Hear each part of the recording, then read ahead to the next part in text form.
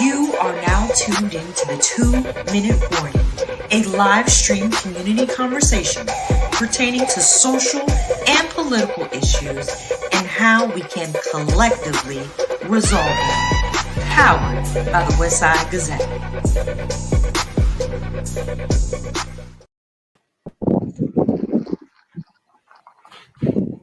Hi, and welcome to the 2-Minute Warning. I am your host, Perry Busby. The 2-Minute Warning is brought to you by the Westside Gazette newspaper, the Westside Gazette, who has been serving the Broward, South Florida, and the state of Florida for the last 52 years. And joining me at the table is my good friend, my buddy, the publisher of the Westside Gazette, Mr. Bobby Henry. Bobby, how you doing, my brother?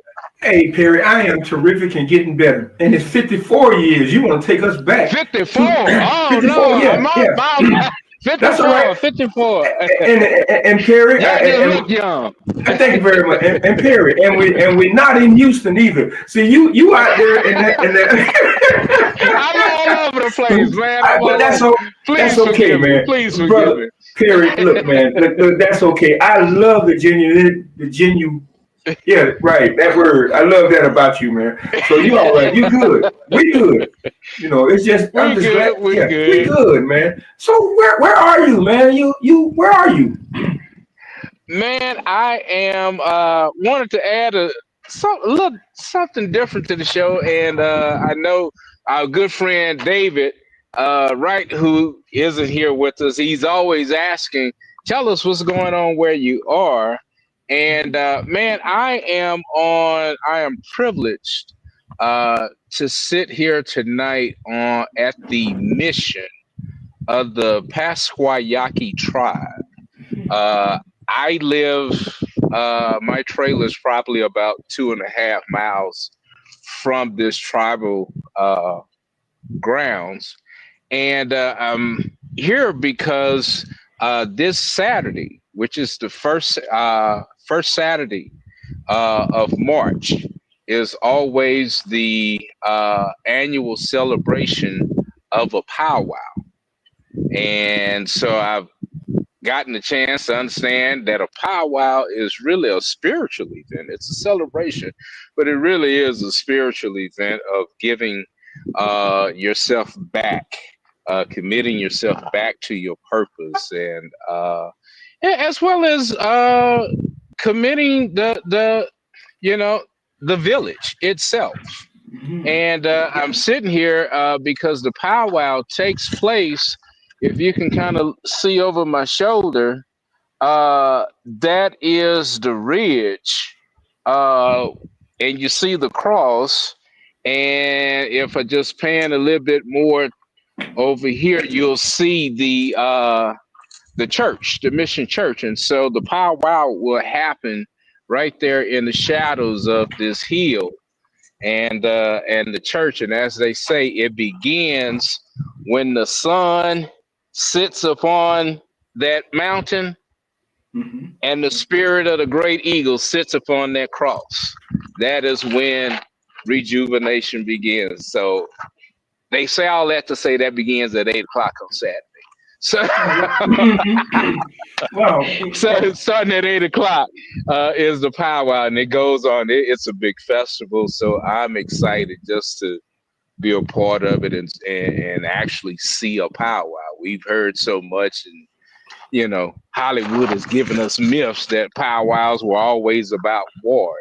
Like, no, it's about spiritual rejuvenation, giving oneself back to his village and being committed. So, yeah. So that's why we're here, man. Appreciate it. That's a good place to be. So perhaps some of those blessings of some of the stuff that they are praying for or dancing and getting revived for can spill off on us. Now look, I'm looking from a city boy perspective. Are those buffaloes back there? Are those man. Yeah. Those are buffaloes and a lion. Yeah. And you see people are already on top of the hill praying. Yeah, so there's a walkway that goes around the hill that makes its way up to the top of the hill, so you can go and pray. And Wow. I mean, it's a lot. I was telling you earlier, my wife met one of the Yaqui tribe members. She said he was darker than me. And that's because the Yaquis, their origins began in Yucatan, but they're also Native American. And as I was saying earlier, you will find a lot of Hispanics who are members of the tribe because there's been a lot of intermarrying between tribal members and Hispanics. Wow, man, and we need all of that right about now with what we're going through. Yeah, we really do. Yeah. So let's not to take away from what you're doing, Perry, because I can talk to you all day about this, because I'm really interested in have some a buy-in to what you're about to witness in terms of that powwow. I've seen partial of a powwow demonstration by Native Americans being a part of the Boy Scouts. And I've also participated in a ceremonial sweat lodge, so I can, man, I'm jealous of you, Perry. I wish I was out there. And it gets our mind off of the other stuff. So, man, tell me what's going on. I don't know. You pass that peace pipe over this way. Let me see if I can. No, man. It's Perry. I was just, excuse me. I was just trying to really get a grasp of what has transpired since, this person, this figure, this whatever you want to call it, has found himself into the White House, and I'm just baffled, man. The massive layoffs, and everything else, the U.S. aid shutdown and everything. I'm just totally baffled. But other than that, man, I want us to be mindful of the educational process about how we spend our dollars. I don't want to use the term that people are using, but we need to be mindful, especially since we're taking account to what's supposed to happen tomorrow, the 28th of February, from 12 o'clock the night to 12 o'clock tomorrow night. To be conscious of where and how we spend our monies. So. And may I also admit, because Bobby, I mean, we have to know, we know our people. And can I at least just, if you are on your way to the store because you say you got to pick up some things, this is just a 1-day boycott. We don't need to prepare like it's a week. I've seen folk go above and beyond for 1 day, and I understand that sometimes we get caught up, but let us not go over in a sense to participate is all I'm saying. I've seen some, and prices are high, but at the same time, I've seen people say they stacking up, but it's like, y'all, this is just 1 day. Now, there are some plans to go beyond, but this is just the 28th, the 1 day. Right. And as we move forward, there are other economical, educational points about how we spend our dollars, and we're going to get into that too as we move along in that. And I want us to be mindful that the NNPA, the National Newspaper Publishers Association, and the Black Press of America, we're doing our part. And every paper across this country, every Black newspaper that belongs to our organization, somewhere, somehow, is participating in us to help us understand the significance of what is taking place. So much so that, and we'll have those statistics out, where Target has lost a lot of money, so much so that the stakeholders are saying, hold up, now we got to take a look at this. Let's go back to the drawing board and see where this is really affecting us in our pocket and our margins, our profit margins. So we got to really look at this. So that we're doing is working. So we gotta keep at it. We gotta not only deal with Target, but deal with those other entities, the Walmarts, the Amazons. Yeah. Walmart has announced. Walmart announced that they have seen drops lately as well. And I mean, I'm not too far from a Walmart. If you just look at their parking lots, you can see that it is having some effect, even coming into the 28th. Okay. Well, we're going to talk about that with our guests. So we're going to save some of this for our guests to come on and get a different perspective.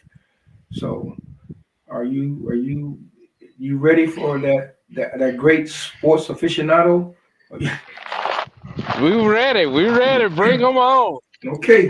We got a lot to talk about. Okay, if we can bring on our how does David introduce our coach, the greatest phenom out there when it comes to analyzing the sports world and the activities surrounding it, none other than Coach Noonie Robinson. Hello. He knows X's and O's and X's and Y's, so he know it all. How are you? Good to be here tonight. I wanted to start off, gentlemen, by talking about Diana Taurasi. I don't know if you all are familiar with her. She is a tremendous basketball player who just retired, announced her retirement from the WNBA. She had a tremendous career at UConn, won 3 NCAA championships. She also won 3 championships with the Phoenix Mercury, I believe, of the WNBA. And she is an exceptional Olympic champion as well. So she's well deserving of that time to retire at 42 years old. So we want to salute her and what she has meant to the game itself. And the women's game, as you know, has grown tremendously in popularity and also in fan support and financially as well. So it's come a long way from its beginning. And keeping along the lines of retirement, let's jump to the NFL, where Travis Kelce, the tight end for the Kansas City Chiefs, has announced that he didn't like the way the game panned out last Super Bowl against Philadelphia, and he plans on returning next year to try to right the ship, so to speak. But it's good. He's a great football player, and we're glad that he's returning. I wanted to talk also briefly about Greg Popovich. I don't know if you're familiar with Greg Popovich. He's the coach for the San Antonio Spurs. He had to retire, at least stop coaching this year because of a stroke. Now, Popovich is one of, to me, 2 white coaches who really are drum majors for peace, justice, and equality in the NBA. When you hear them talk, they always speak very forcefully about human rights and equal rights for everybody. So he has always been an advocate for diversity.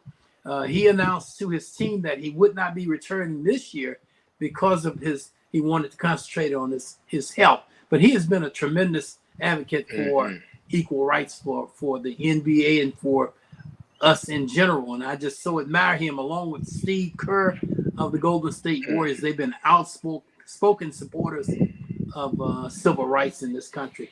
So I applaud him, and I pray that he is able to return next year. You know, he won 5 championships with David Robinson and Tim Duncan, and he also has this kid named Wembanyama, who could possibly add 2 or 3 more championships to his record.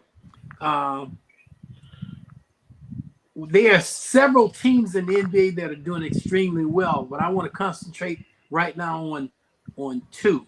One is the Cleveland Cavaliers. They switched coaches. They fired their coach, and they hired a coach from Golden State named Kenny Anderson, who is a white coach, and he's doing a great job with Cleveland, along with Boston and New York in the East. But the coach I'm talking about is J.B. Bickerstaff.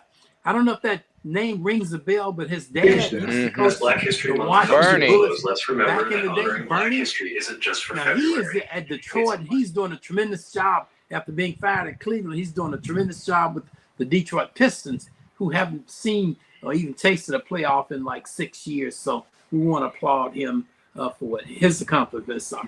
And also in the West, we have OKC and probably the best player in the league right now, who's probably going to win the MVP, Gilgeous Alexander from OKC. And we also have Memphis Grizzlies with Ja Morant, who has put aside some of the childish antics and is playing tremendous ball this year, along with the Denver Nuggets, and they have a great team as well. In the NFL, quickly, I don't know if you're familiar with the push tush, but that's nothing but a sophisticated quarterback sneak that the Philadelphia Eagles have perfected. And there's been a rumor that some teams want to see it outlawed. And I don't understand why that's so, because other than someone getting seriously injured, which has not been the case, it's a great play, and the defenses just need to step up and find a way to defend it. So that's what's happening in the NFL.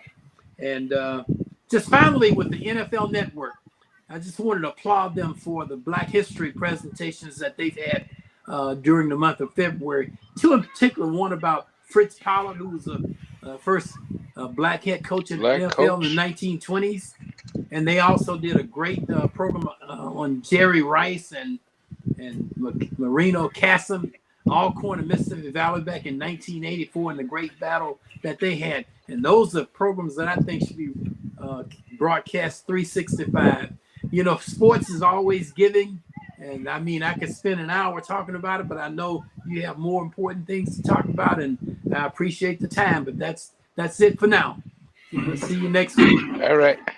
Thank you, Coach. While we're on sports, I got a text from one of our viewers out in Mississippi, and she asked the question: should athletes voice their opinions on boycott on February 28th? Just a question. Absolutely, Bobby, and I've written about this. If you look at the states, the southern states that have all these black players in football and basketball, predominantly black players, those are the states that elect officials that vote against our very interests as a people. And that's something we really need to try to get our sports athletes to consider when they decide where they're going to go to school. That's something we're going to continue to talk about. Absolutely. Thank you, Coach Robinson. You got it. All right. All right. Now, one of our guests is in the airport. He's transitioning from one city to another. So he'll join us a little later. So what I want to do right now, Perry, if it's okay with you, I want to introduce our first guest. And then when our next guest come on, we'll bring him on as well. Okay. Okay. Okay. Our first guest is no stranger to adversities. Let me say that. Ken's journey into life-saving began after surviving a near-fatal car accident in 1980, which left him hospitalized for 9 months. Determined to make a difference, he became a lifeguard and later the first African-American lifeguard lieutenant on a predominantly white beach patrol on the East Coast. Ken, in response to drownings in 1999, Ken created Swim Central, a program that has trained over 7,000 children in water safety without a single drowning among participants in over 20 years. He also developed Every Child a Swimmer, providing free lessons to undeserved students. Ken is one of only 4 African Americans honored by the International Swimming Hall of Fame, recognized for his impact on public safety and drowning prevention. So without any further ado, let's bring on our friend and a new reporter of the West Side Gazette, Mr. Ken Roland.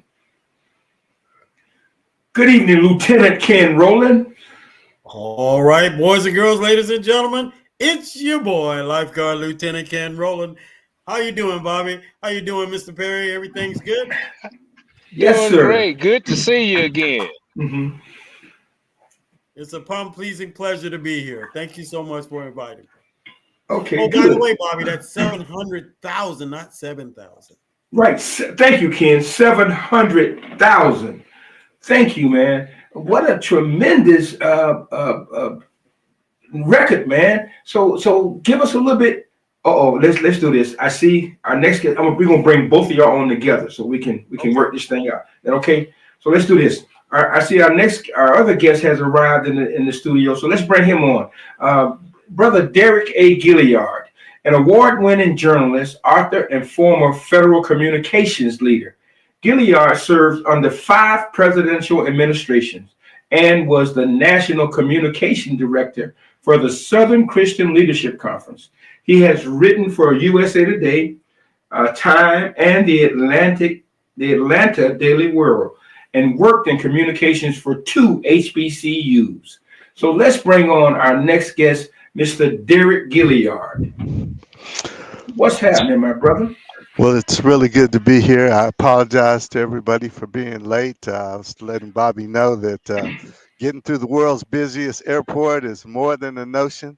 I'm flying out tonight, but I didn't want to miss this opportunity to spend a little time with you all. So anytime I'm not speaking, I'm going to be on mute because there is some background noise. Okay, very good, very good. Ken, meet Deric. Deric, meet Ken. Hello, Deric. Good to meet you, brother. Pleasure is all mine. Hotel. Yeah. Deric is also an author. And so we thought we would have a conversation to just digest a little bit of what's going on. We figured we thought it's the same perspective but from different views.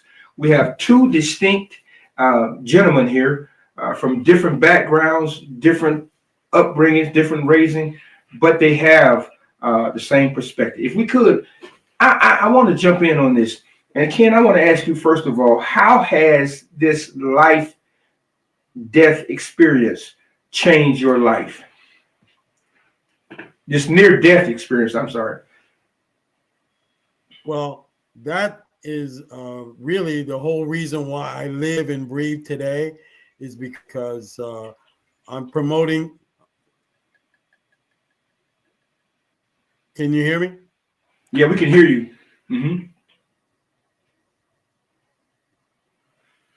Okay, we can't hear you now. We lost you.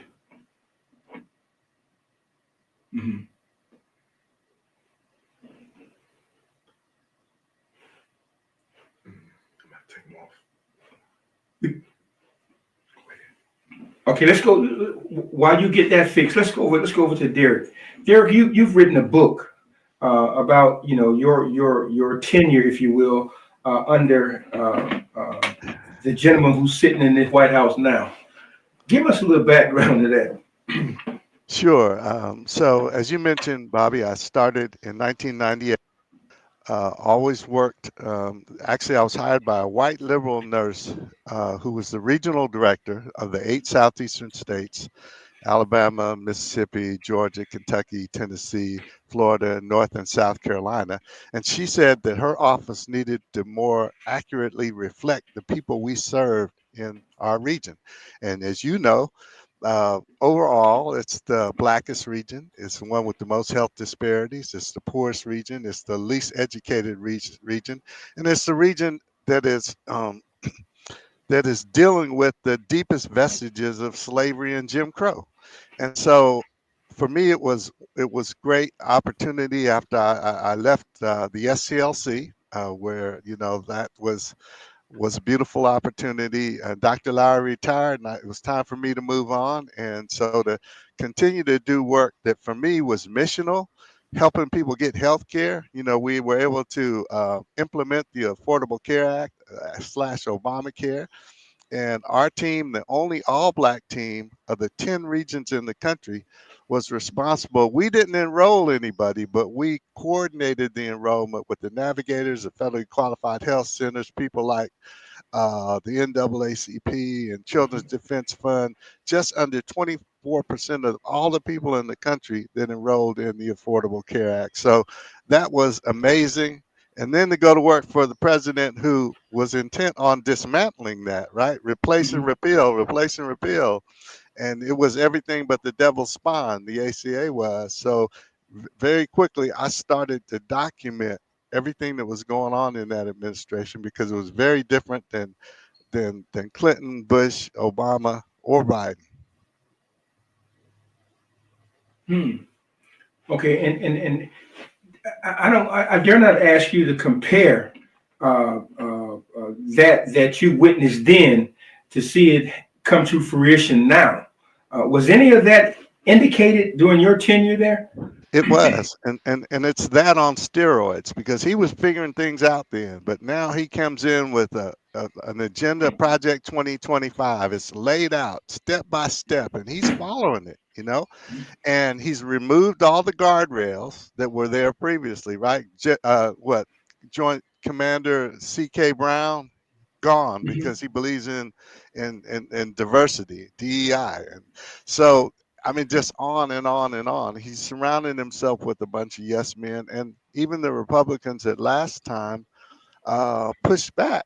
They're either gone or they're such a small group that they're essentially irrelevant. He's neutered and spayed them, so to speak. That's deep. You can feel that. This controversial directive from this gentleman from South Africa. What's happening with him? How did he get to where he is, and what kind of damage is this guy doing? So let me tell you something that I heard yesterday by another Republican. In fact, Jolly, former congressman out of Florida. He said in the first, it's less than two months, Elon Musk has made more money in this U.S. government than the entire budget of USAID. And of course, USAID is how we help feed people all over the world. We help prevent HIV, AIDS, and eliminate it in Africa and in the Sudan and all these places. And so he's made more money in that period of time than that whole budget that they say is waste and fraud and abuse. Oh, yeah, now, I'm looking at some notes here. It says totaling $60 billion in cuts. So Musk has made more money than the $60 billion? No, he's made more money than what that entity, the USAID, which, and this is something that you probably heard, Bobby. They said either we need to feed poor people across the world or we're going to fight them. And so, for example, the farmers, and this includes the black farmers, okay, but mostly it's his people, the people that voted for Trump. They get $2 billion a year by sending their excess grain, their excess potatoes, all of these, their excess wheat over to these starving countries. That's how they make some of their money. If all that gets cut, guess what? Some of those farmers are going to go out of business. And most of them are white, because, they've already taken a high percentage of the black farms. We know how that goes, right? Absolutely. Okay, Ken, Lieutenant Ken, you graduated from Purdue out there in Indiana. You've seen some of those farmers and witnessed some of that stuff. Let me say this. Okay, as a Republican, right? Right. Okay, yeah. So what's your thoughts on this action and this president and his what do you call those? Sycophants. Yeah. Sycophants. Yeah. There you go. Well, one of the things I have to say is that a lot of times people vote not in their best interest. And that seems to be the case here. They didn't really realize. And basically what we are experiencing now is a blitzkrieg against who we are, really. It's a blitzkrieg. And what they're doing is implementing so many different layers of change that it overwhelms us. And a lot of times people don't really even realize, especially in that vote that you did back in the November, is that your vote really did matter. And the reason why we should not be a one-party people anymore, and I've been advocating this ever since Ronald Reagan. I realized that if we put 95% of our eggs in one basket, if Reagan was going to be elected, he's going to be reelected, and then possibly Bush the next year. So we had a 12-year reign of republicanism, and we were out of power. And so we have to be smarter. Realize that a lot of these things that these folks are perpetuating, especially in the Midwest, A lot of times they didn't think it through to the end, you know, and basically they're messing around and they're finding out what the true reality of what they voted for, and it's not really truly in their best interest. Okay. Yeah, this disorganization or disorganized policy reversals. Deric, can you speak a little bit to that? Yeah, I think that, I kept hearing in the last few weeks, well, we thought he was going to do this, but we didn't really think he was going to do that, Right. and I think that it's hurting a lot more people than, it's cutting really deep. We have a Republican congressman here in Georgia, McCormick, and in Roswell, Georgia, which is a very elite, mostly white community. They were after him like white on rice because of all of the people that have been cut. All of these government workers, we're going to lay off. I mean, you're just taking a sledgehammer to our institutions, and they are all being impacted because everybody knows somebody who is getting hurt. And this is before the cuts to Medicare and the cuts to Medicaid and all the safety nets are slashed and burned. This is before all that. And it would be one thing if they were going through agency by agency, office by office, and looking at people's productivity. They're not doing that. They're just saying, you're gone. And see, that is the elite, the audacity of these rich white boys who honestly know that they can do this and get away with it because there's nothing to stop them. And they don't care about you. They don't care about me. We know that the president. No, go ahead. Go ahead. Well, Deric. we know that the president has offered this $5 million gold passport essentially to foreigners to come here, while you're telling us that white South Africans can immigrate here, but black South Africans can't. Right? Okay, you cutting all these jobs, and it's like, this is something somebody told me close to me. It's like you put me out of work, and then you set up a soup line, and I'm supposed to be happy. Good point, Perry. I see you. Can you? Yeah, and that's a very interesting point that he makes, because Bobby, I think maybe that was a year or so ago that we came across the article that talked about the number of white South Africans that were now taking up positions on cotton farms, and was putting black cotton farmers out of business because they were teaching these visa recipients how to pick and process cotton, knowing that they were about to lose their jobs. Wow. Okay. I want to, some of our viewers here are again, I want to thank them for joining us. I see that I want to give some kudos to Terry Gilliard. Terry is on the forefront of this conscious economical spending, educational spending, knowledge thing. So thank you, Terry, for submitting that information. If you look in the Westside Gazette, you will see it. I see that we have Perry David has joined us as well. But I got another question that comes, and that question is, it came, they're watching on YouTube, on YouTube. What should folks do now? Must we wait until midterm elections? And so I'm assuming that I don't want to assume, but that's the question she asked. What should we do now? Should we wait on midterm elections to try to rectify? Go ahead. Well, I don't think so. I think we need to implement. See, the thing is, many things have happened in our history, and we do have greats. We stand on the shoulders of greats like Malcolm X and Marcus Garvey, and we talk about the talented 10 that was supposed to lead us out of this. And we do have roadmaps, so we can use this. The thing is that it's all about love. We need to stick together. We can be individual digits and do fine, but if we come together and become a fist, we can make a bigger impact. And if the water rises, then all the boats rise. So we need to work together. So we need to start doing that now, not waiting until the midterm. You know, we need to help our brothers and support them in many ways. Like everything I do now, I make sure that I hashtag the West Side Gazette, because I want to propagate what you are doing here in this community. I'm from this community.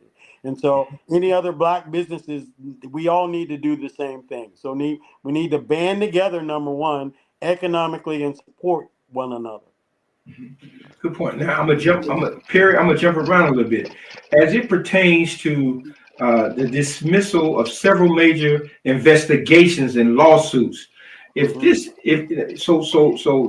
now, if I'm help me out on this, Deric, does that fall under the reversal of regulatory actions? Where does that? What department is that, and who's over that now?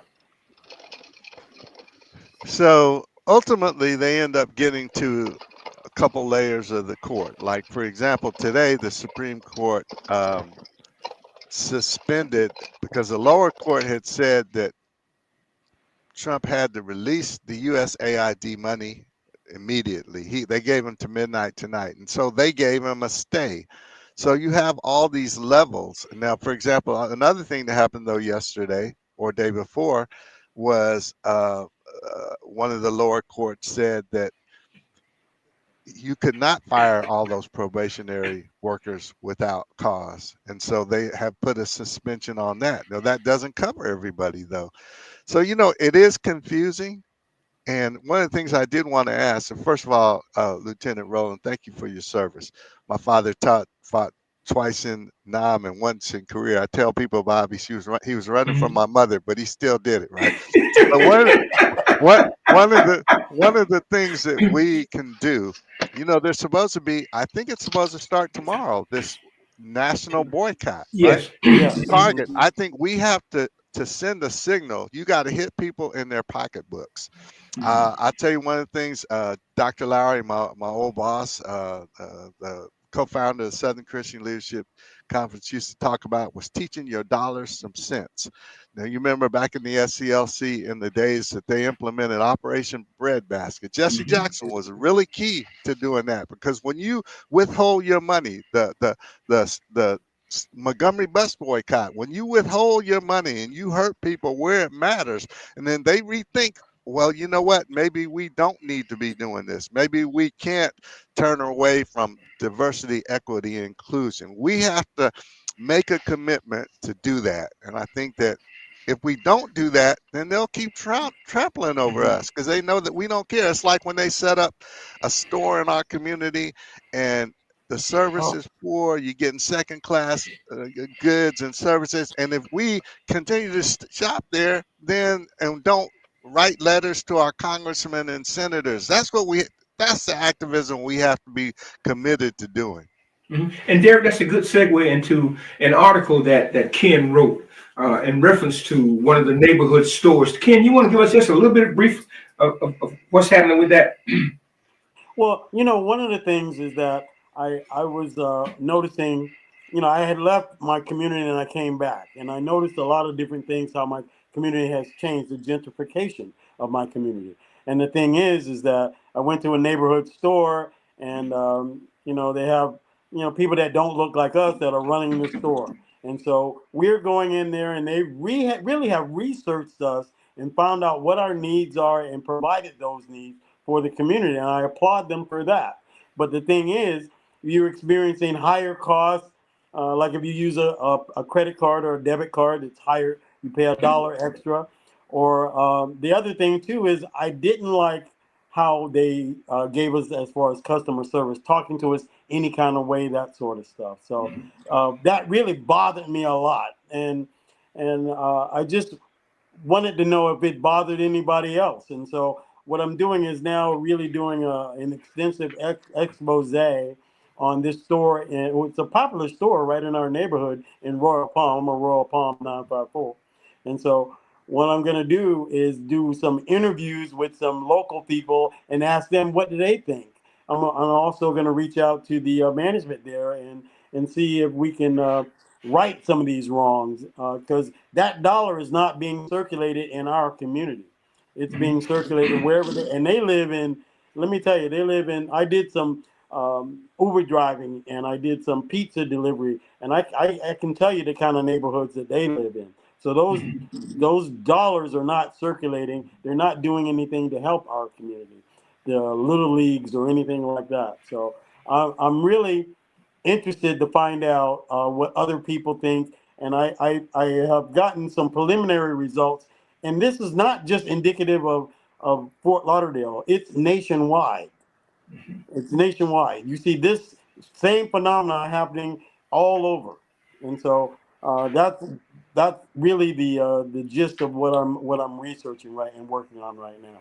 Great, very good. And this is something every Friday the NNPA we're having meetings with different with all the publishers, the journalists, and some community folk to make sure that we're on the right track and trying to get this message out to educate our readers and viewers and listeners to what you were saying, Deric. Conscious spending, be mindful of where you're spending your money. That don't spend your money where you're disrespected at. So we're doing that. And one of the things that was said today in the conversation with a renowned how do I call Mr. Smith? He's a guru, print media, digital, and how we should approach things. And he's saying exactly the same thing that everybody else is saying. Be conscious, speak daily with your dollars, do it in unison. We can't have a few of us. We got to have the majority of us buying into this.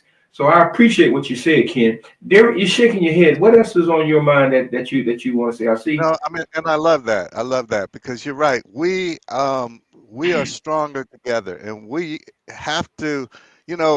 I don't think you had as much fractionalism in the Black community as you have now, and so we have to work harder at that. One of the things I think we should consider doing as being imperative is that we have to teach our children our history, and we need to start young, okay? Mm-hmm. Because if they don't understand why it's important, and they're not going to by choice do this, it has to be intentional. And if we missed it with our children, let's go grab our grandchildren. Let's go find somebody in the neighborhood that we can help, because they need these role models and they need to know, because the people who fails to remember their history is what? Doomed to repeat it, right? That's right. And now, so it's like you put a frog in a pot of water. You turn the temperature down low, but pretty soon he's comatose. He can't hop out if he wants to.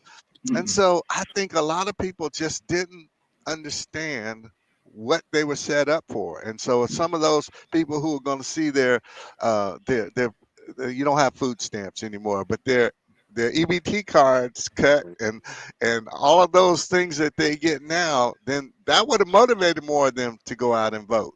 But we have to reach down and help them understand. And I always believe that's so important.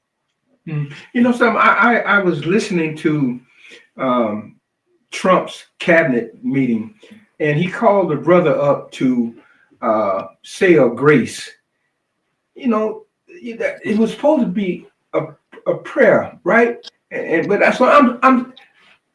Lord knows I believe in prayer, man. But I had to really wrestle with myself to even deal with, to believe. Anyway, that's a whole nother topic.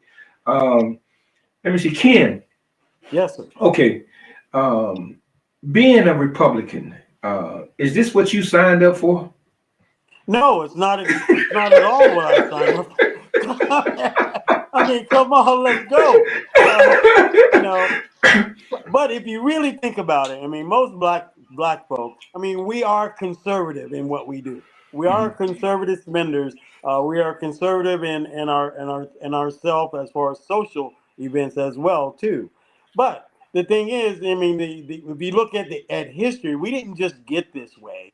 You have to look at the history. The party of Lincoln, this was the party that most of the black slaves joined right after slavery. They were all Republicans. And then the Dixiecrats and all of that stuff came around, and the parties kind of shift social beliefs, so to speak. And so the thing is, with the integration and everything else, when we look at this whole experiment about integration, uh, we had stores downtown in Fort Lauderdale that were owned. Bobby and I, you were talking about this. We're talking about We had stores downtown. I mean, we had gas stations in our neighborhoods. They were all black owned. And then integration came, and basically, one of the things about the schools is, at least the black schools, the teachers really cared about us. They knew our moms, they knew our dads, and so that was one way how we had to behave too. But then integration came, and then you had the school within the school. When you have a person like myself, then you get into, like, I went to Purdue University, and 3% was only representative people that looked like me that were melanated, and so you're within a school, and so Boyd Anderson, our alma mater, was majority white, but now you look at it now, it's black, and so experiment as far as integration didn't really work, because now we don't have teachers that care about us. Those teachers are afraid of the students that are in the classroom. They find it very hard to control them. Most of the time, they're having challenges, and so what we need to do really is reinvest in our own communities, reinvest in our own schools, reinvest in our own businesses, and help one another. We don't need any more gatekeepers standing in front of us, putting dollars in their pockets. They need to sew up their pockets and think about what is good for the community that we were born and raised in. And look, Ken, one of our viewers, Mr. Wesley Boyd, said, Wesley said, this is what he says: Lieutenant Aquaman, present and account for it. So thank you very much. Let's see. We got, and I just want to just give our viewers an opportunity to chime in too. So let's see. I got another one that says, what's the plan? Are we going to continue to try to integrate? I have a plan. And the thing is, using some of the things, like I said, the concept of the talented 10. Now, I did with one of my compadres and who helped me with this is Dr. Lisa Baxter, Miriam Lisa Baxter, and she and I put something together called the Talented 10. We brought 10 talented individuals from the community and brought them together to try to discuss what was happening.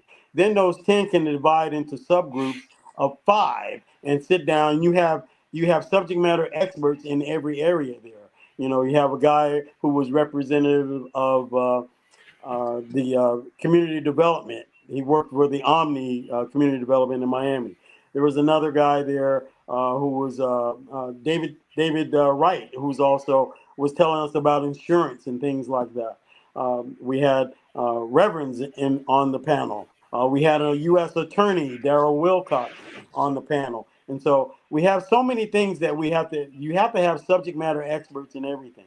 And so we can do this with the men as well as with the women as well. So you'll be seeing some more of that information coming out, is the concept of the Talented 10 and how we can help and lead each other, our communities, out of this malaise of post new republicanism. Mm-hmm. And Deric, you've been there. Is there hope? Right? Yeah. There is always hope, because we've been in worse situations than this, right? We've been in the belly of slave ships, right? We've been out on the plantation with shackles. We've been dealt with convict leasing, which was just another way of putting us back in prison after slavery. So, but I think that this is a real wake-up call for some of us. And I think that a lot of and I'm not blaming young people, because I personally believe a lot of where some young people are is our fault, because we didn't insist on making sure they understood that freedom is not free. It never been and will not be. You gonna always be black. As long as you're living, you're gonna be black, and you will be seen differently by a lot of this country. And so we have to know that. And one of the things that I tell young people, and I believe this because, when we were growing up, most of us, if we went to school and we had a job.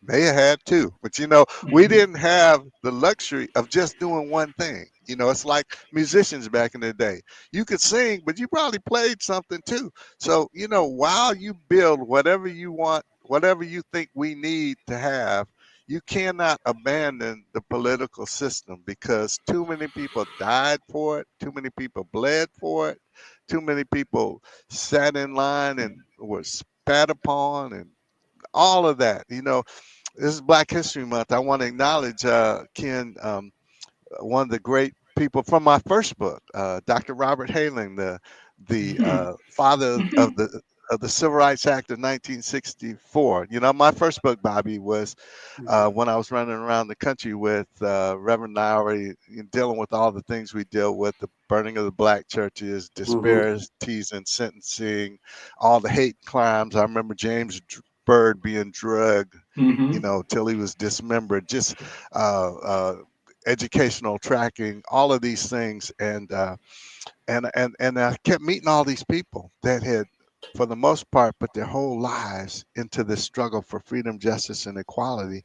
And I started to ask them, because a lot of them were 70, 80, 90 years old. No health insurance, no life insurance, no 401k. Most of the time, no college degree, because they didn't go, because they were so busy out there doing what a lot of us wouldn't. I said, do you regret the fact that you invested so much, you gave so much? And most people today, especially young people, because we didn't teach them, don't even know what you did for them, knowing that you wouldn't be the benefactors of this. It would be your children's children.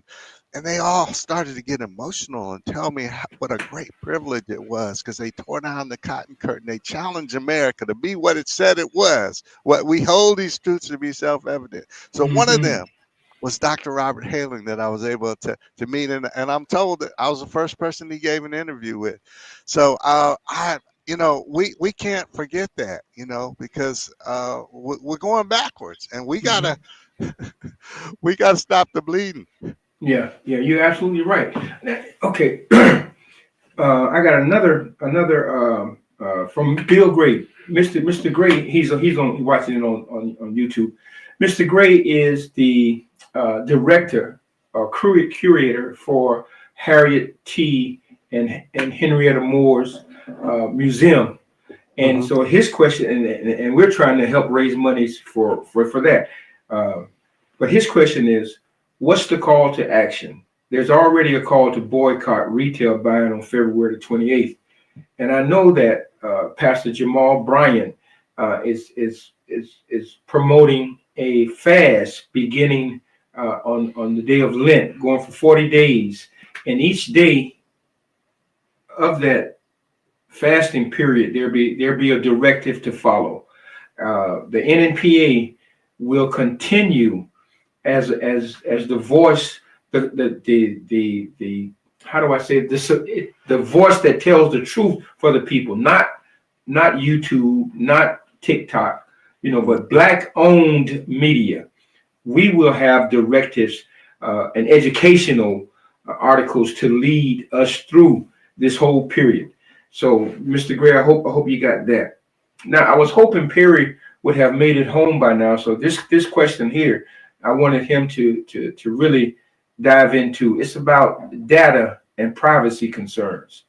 Now, we need to be real mindful, us everyday people, of how we use our cell phones, what we say, how we say it, because Big Brother is truly listening to everything we say. So let me ask you this, Deric, as it pertains to those privacy concerns with must access to the federal database. What in this does that really mean? What does that mean? Well, you're right. He knows everything. How Does he need to know if you have a mortgage or not, if you've defaulted on a loan or not, what your if you have IRAs, and if you have, why does he need to know that? You know, and so they complained about some of the things that Obama did, but nothing like this. We're gonna give a billionaire who's already, you know, gotten Trump to shut down all of the 50,000 electric charging stations that were set to be put in all across the country, so that Tesla can benefit from that. So, you know, I mean, it's just, it's unbelievable. I don't recognize this country anymore. Right. And I want to jump to some stuff that's real close to our heart. The executive order targeting diversity, equity, and inclusion and its initiatives. Elon Musk's endorsement of a racial remark saying that the HBCU graduates have the lowest IQs. Let's see what else it was. The historical Black colleges and universities that they took that money from, right? I think it was 18 of them, 19 universities that they took money from. And Ken, I want to deal with you since you went to a PWI. Okay. What does that? How does that make you feel? And what is that saying to our potential graduates from high school going to these HBCUs? What does that mean? You know, to tell you the truth, my whole life, I was preparing to go to Florida A&M University. I wanted to march in the band there. I also applied to other universities like Purdue University, which I was accepted to. And the thing there is that Florida A&M didn't offer me the kind of money that I got from Purdue University. Mm-hmm. And so I always thought that I missed out on something because I didn't have that Black HBCU experience. And I still do feel that. And so my heart really goes out to those universities because of the fellowship and the brotherhood and the sisterhood that happens there that I did not receive going to a predominantly white institution. And I felt like a man-child in a totally different land. Up there in Indiana, the great white north. So, you know, I really feel that I missed out on a lot, culturally speaking, because I really forgot who I was. I became more like them. And so coming back here, I had to really realize, look, you know, regardless of anything, when I walk in the door, what's the first thing they're going to see? They're going to see the color of my skin, not the character of my heart and what's going on in my brain.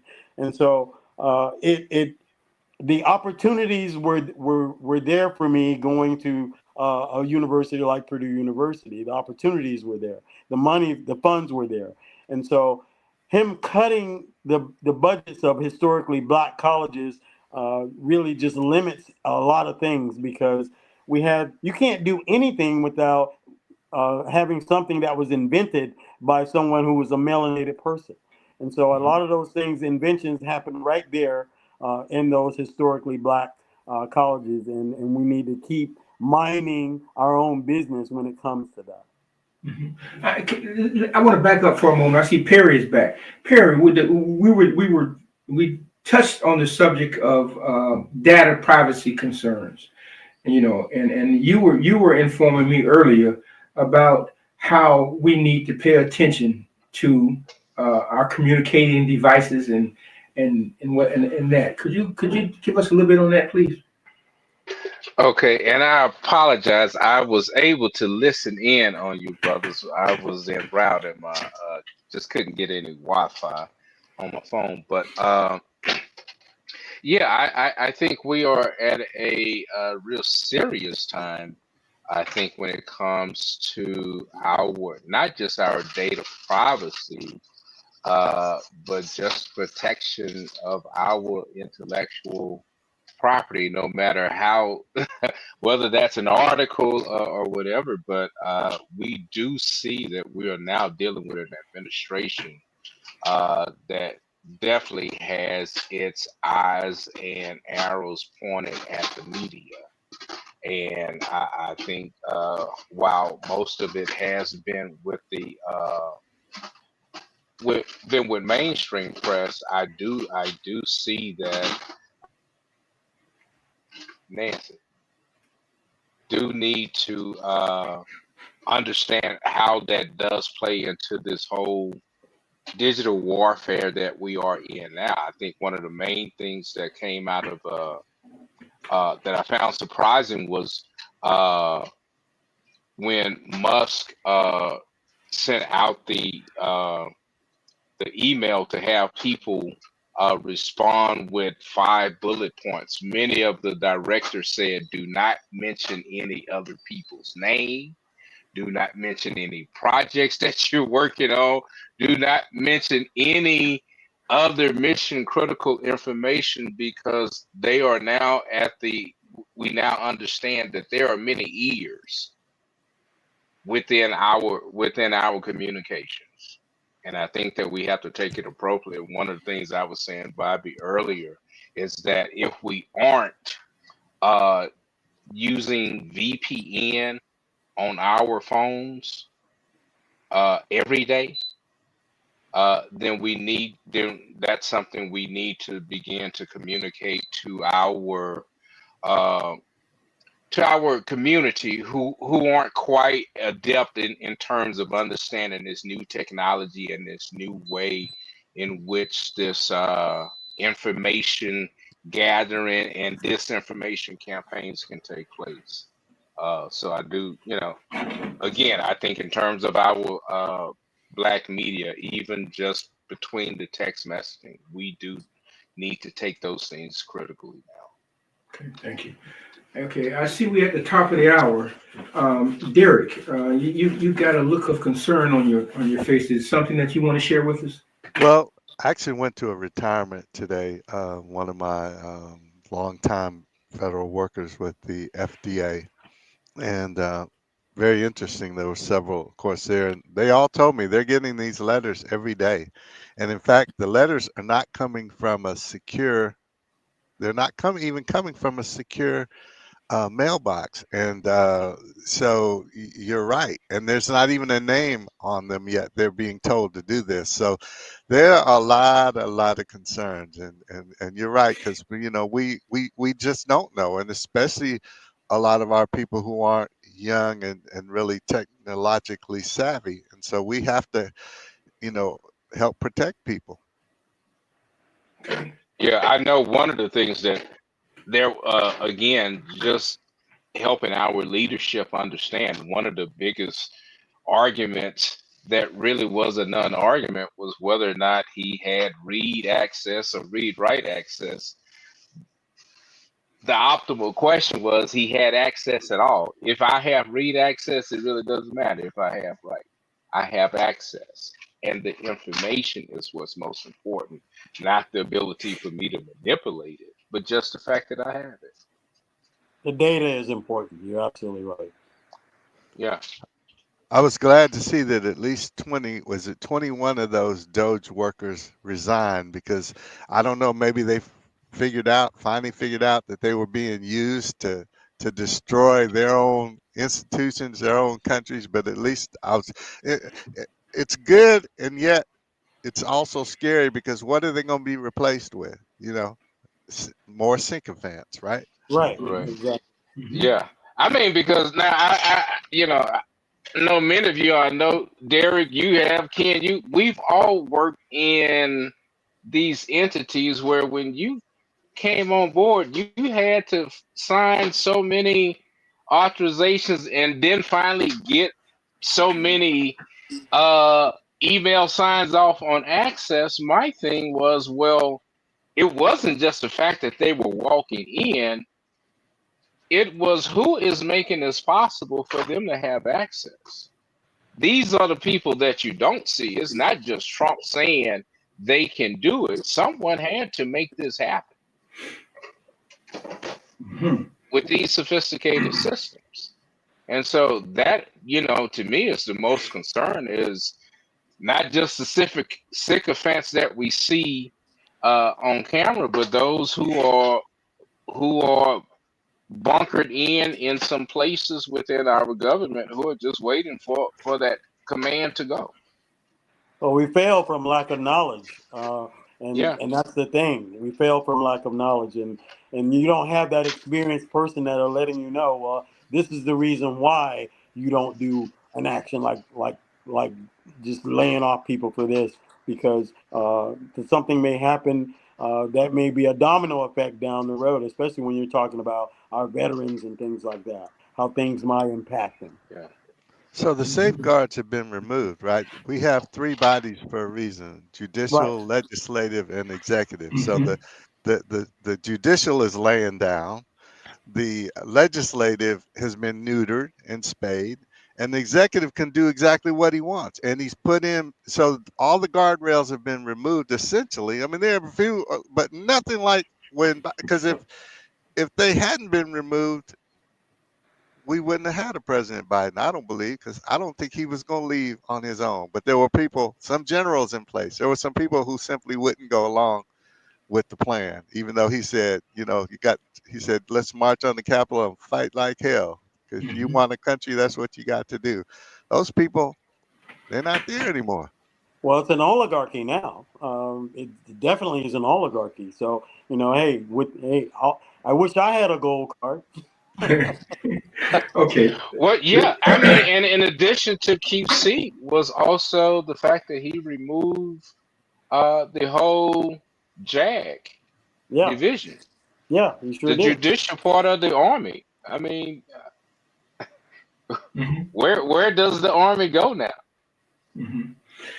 There's so much to this conversation that we have to have. Unfortunately, we can't do it tonight.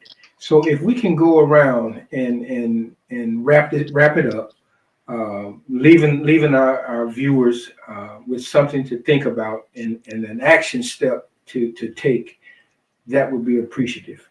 And so let's start with okay, I want to read from one of our viewers, Dr. Miriam. That's Lisa. She says, we protect individuals by enforcing strong data privacy laws, promoting digital literacy, using encryption, implementing strict cybersecurity measures, and advocating for ethical AI responsibility and data usage.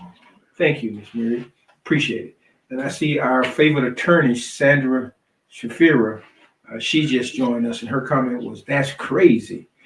And it is. So if we can go around, I want to say something before we do that. And for us to pay attention to, maybe we should have a show about this. Eugenics and human, what's that term? Human transit. What is that term? That we need to be mindful of. Transhumanists. Now, that's something that's frightening, but it's something that we need to pay attention to, because it appears that this is where we're leading to. That's just something for us to have a future conversation about. So if we can go around, starting with you, Deric. Well, may I tell people where they can get my book? You most certainly can. Put it in the chat box too. Okay. So absolutely. It's my name, DericGilliard.com. And you'll find out about me, my background, why I felt like it was important to write this book. I write from three perspectives: as being a Black man, being a Christian, and being a justice warrior. And I think that, there's a lot of efforts actually going to keep this quiet, but there a lot of this was happening before, but just not nearly to this level, because he did not have this kind of power, and again, did not have this plan. 13 other people closely surrounding him are authors of Project 2025, and all of them are doing their thing. And so, we have to be vigilant, and we're going to get through this. So let's just stay together, and let's punch back where we can. And to me, that a lot of that is in their pocketbooks. Let's hurt them. Tesla sales have gone way down because all through Europe, they're refusing to buy them. So let's do our part. Thank you. Okay, thank you. Lieutenant Ken Roland. Well, ladies and gentlemen, it's your boy, Lifeguard Lieutenant Ken Roland. And one thing I want to say is that this fight must continue. And here we are. I'm going to establish an invitation to you all to come out to Destination Sistrunk Cultural Center at 1033 Northwest 6th Street, Fort Lauderdale, Florida. It's right across from the NAACP, Cheryl Dickey's building. And on the first Thursdays, we're going to have the Ken Roland Project, where we will continue further networking and talking about things just like this. So I welcome you to come and join in the conversation and become, just like my brother Deric, become a justice warrior. Mm-hmm. We need justice warriors. Yes. Yes, we do. Mm-hmm. Perry? I'm reminded of our late Congressman Bobby, late Congressman Alcee Hastings, who said that if we would just commit an hour a day to let our leaders understand our frustration, our dissatisfaction, to let them understand our plights. And he said, we can do that in an hour. He said, it only takes an hour to call your elected officials, your state senator, your congressman, leave them a message. And I remember him saying it, and it sort of sounds, just like, what will that do? But that's something we can all do, is call and let them feel our pain. Because they do take notice of the calls. They do take notice of the frustration. And we know that we're living with people who are trying to do everything to keep their job. And so if they feel like keeping their job is working with Trump, then we need to let them know that there is a greater threat. And we know that they're cowards. And so I heard a young guy say the other day that we also need to show up at these town hall meetings. If you have a Republican representative and he's having a town hall meeting, you need to show up. This is not time for you to say, I'm a Democrat. You are a constituent. And this is your representative. This is time to show up. And I think that, again, as Congressman Hastings say, if you can just dedicate an hour to let them feel your pain, that's an hour well spent. Mm-hmm. Very good. Let me, first of all, thank all of our viewers who watched this show and who gave some comments and participated. That's the first thing. The other thing is, I want to remind us that we didn't get here by ourselves, and we can't go forward by ourselves. It's going to take all of us, each and every one of us. And we do have to cross party lines, personal angst, if you will. If a person or an entity is culturally sensitive and is willing to walk that walk and fight that fight with you, then that's who we need to hook up with. Biblically speaking, I think it was asked, then who is your neighbor? It's the one that's willing to help. And so, as Black History Month comes to a close, let's remember that honoring Black history isn't just for February. It's a lifelong commitment to learning, growing, and uplifting the voices that have shaped our world. The legacy of resilience, excellence, and innovation continues to inspire us every day. Let us carry this spirit forward, celebrating Black history, not as a moment, but as a movement, one that drives progress, unity, and a brighter future for all. Keep learning, keep honoring, and keep making history. The journey doesn't end here. So, brothers and sisters, let's pay attention, read a Black newspaper, and tune in to Black-owned media and find out the true story and how we should educate, spend our dollars, and support one another. remember, we are our brothers and sisters' keeper. God bless you all, and thank you for joining us. And we'll see you next week. Amen. God bless. That's it.